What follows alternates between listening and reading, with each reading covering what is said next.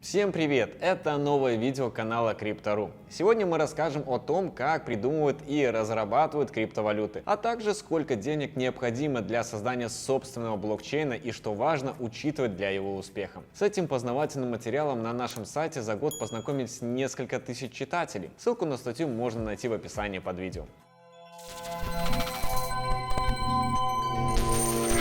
Как создаются криптовалюты? Первое, что нужно решить разработчику, какой цифровой актив он будет создавать – токен или монету. Развитие собственного блокчейна с нуля – сложная задача. Нужна идея и технологическое обеспечение.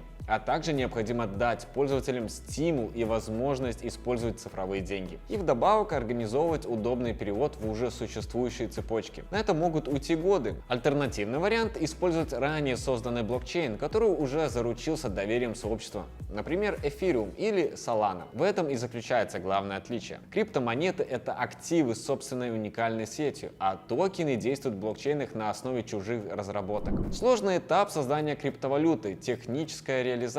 Можно найти инструкции и написать код альткоина за 15 минут. Однако получить полезный цифровой актив непросто. Для этого необходима команда профессионалов, способных реализовывать безопасный и полезный блокчейн. При разработке нужно ответить на множество вопросов. Какой сервис будет подключаться к сети и поддерживать связь между узлами? По каким протоколам будут обмениваться данные с другими блокчейнами?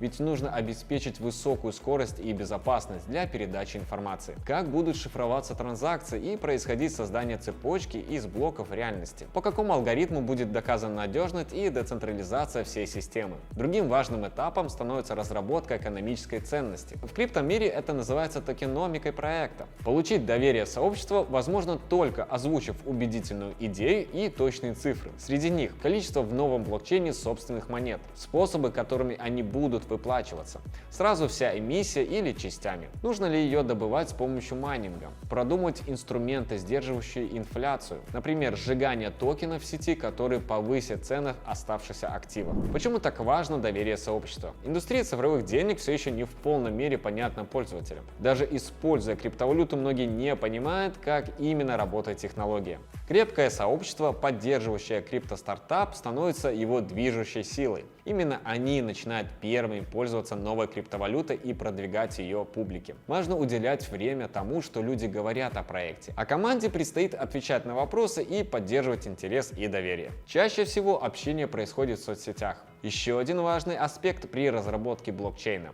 Открытый код всегда находится в сети, и его может скачать любой заинтересованный пользователь. Именно так поступили разработчики токена USDT. В самом начале они взяли код Ethereum и затем реализовали свою идею. Новые блокчейн-проекты тоже могут воспользоваться чужими наработками или выложить на специальных сайтах свою уникальную версию. В обмен сообщество может помочь найти ошибки в коде. Сколько стоит создать криптомонету и сколько времени это может занять? Создание криптомонет состоит из 5 этапов. Разработка проекта может занять и 15 минут, и полгода. Зависит от выбора команды, насколько тщательно подойти к созданию блокчейна. Внешний аудит. Обычно проверка открытого кода сети на уязвимость проводится независимыми экспертами и занимает около 1 месяца. Техническая документация должна объяснять сообществу идею проекта, преимущества и экономическую модель. Ее также готовят независимые советники. Потребуется около 1 недели. Чаще всего оплата производится за каждую страницу работы. Размещение криптомонеты на биржах.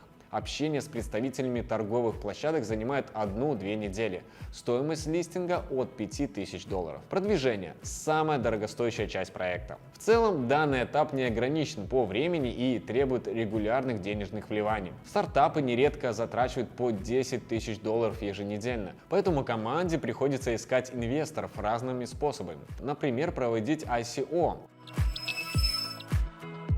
За всю историю криптовалют на рынке существовало более 16 тысяч токенов и монет.